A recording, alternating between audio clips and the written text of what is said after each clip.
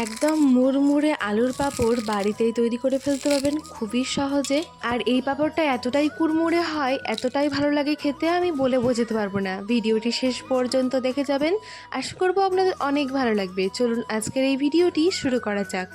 দেখুন শুরু হয়েই গেছে। এখানে বড় বড় সাইজের কয়েকটা আলু নিয়ে নিয়েছি। যতটা আলুর করবেন ততটা আলু নিয়ে নেবেন। তারপরে সেই আলুটা ভালোভাবে তার খোসাটা ছড়িয়ে নিতে হবে।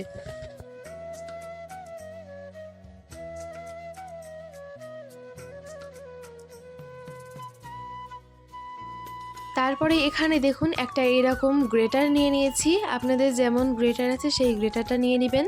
তারপরে গ্রেটারের যে পাতলা এরকম মসৃণ একটা অংশ থাকে না, সেই অংশটাতে এইভাবে কেটে নিব। দেখুন খুব পাতলা পাতলা স্লাইস হয়ে যাচ্ছে, এইভাবে কেটে নেবেন। আপনারা চাইলে ছুরির সাহায্যেও করে নিতে পারেন, কোনো সমস্যা নেই। কিন্তু গ্রেটারে কি হয়, সমান সমান হয় এবং বেশি ভালো হয় ওটা। তো যাই হোক, এইরকমভাবে সবগুলো কেটে নিচ্ছি। দেখুন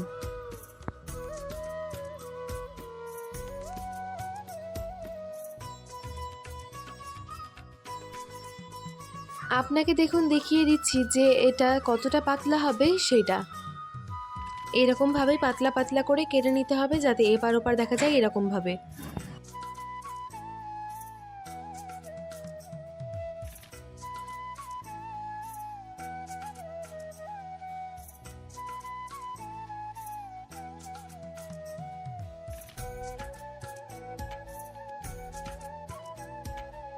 তো এখন দেখুন একটা পাত্রে পরিষ্কার জল নিয়ে নিয়েছি। জলটা কিন্তু নর্মাল টেম্পারেচারের। তো যাই হোক, এবার এটা আলু কাটাগুলো সবগুলো এর মধ্যে দিয়ে দিব। তারপরে পরিষ্কার জলে ভালোভাবে এটাকে ধুয়ে নিতে হবে।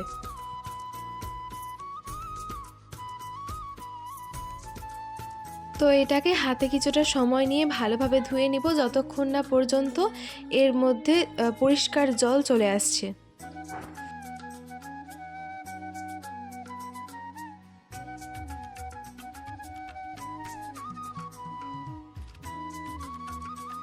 তো দেখুন এটা কিন্তু খুব ভালোভাবে ধুয়ে নেওয়া হয়ে গেছে, জলটা ঝরিয়ে নিয়েছি। এবার এর মধ্যে অল্প একটু লবণ দিয়ে দিব স্বাদ মতো। তারপরে এর মধ্যে দিব জিরা গুঁড়ো,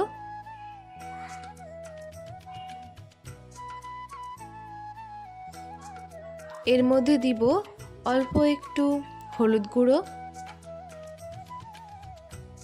অল্প একটু লঙ্কা গুঁড়ো।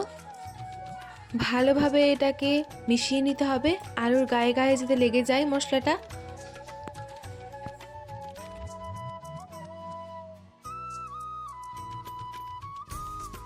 তো মাখিয়ে নেওয়া হয়ে গেছে। এবার এখানে একটা পাত্রে জল গরম করতে দিয়েছি, একেবারে অল্প, আপনার দেখেই বুঝতে পারছেন একদম অল্প একটু জল নিয়েছি।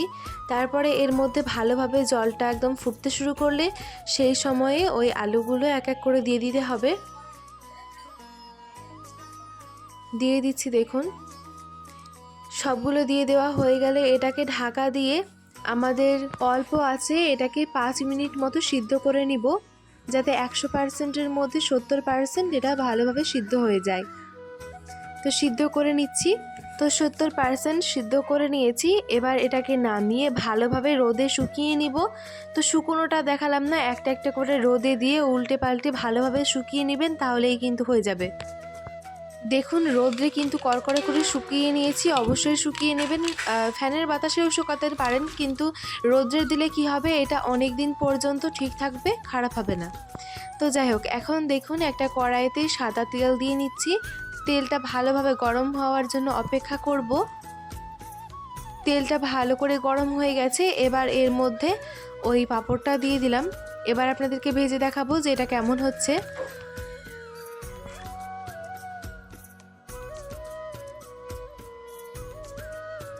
তো দেখুন দেওয়া মাত্রই কি সুন্দরভাবে এই পাঁপড়গুলো ভেজে নেওয়া হয়ে যাচ্ছে।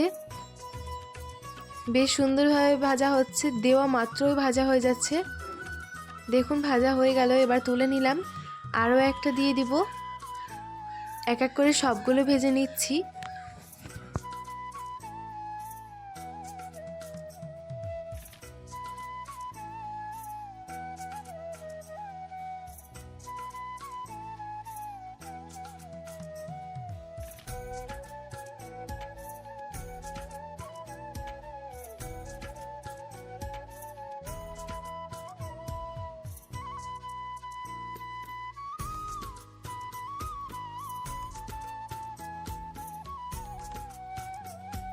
তো দেখুন কয়েকটা আমি ভেজে নিয়েছি, এবার আপনাদেরকে দেখাচ্ছি এটা কতটা মুচমুচে আর কতটা সুন্দর হয়েছে সেটাও আপনাদেরকে দেখিয়ে দিব। দেখেন তো আপনাদের লোভ লাগছে কিনা, প্রচণ্ড ক্রিস্পি হয়েছিল।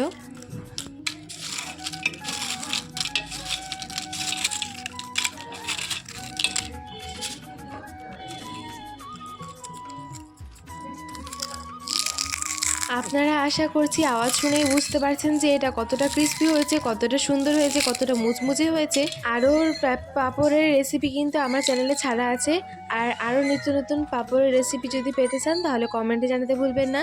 ভিডিও ভালো লাগলে চ্যানেলটিকে সাবস্ক্রাইব করে পাশে থাকা বেল আইকনে ক্লিক করে অল নোটিফিকেশন অন করে দিবেন।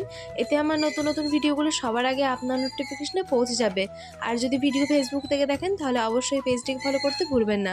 আজকের মতো এখানেই বিদায় নিচ্ছি, পরবর্তী অন্য কোনো ভিডিওতে আবারও দেখা হবে। সেই পর্যন্ত সবাই ভালো থাকুন, সুস্থ থাকুন, ভালো খান। ধন্যবাদ।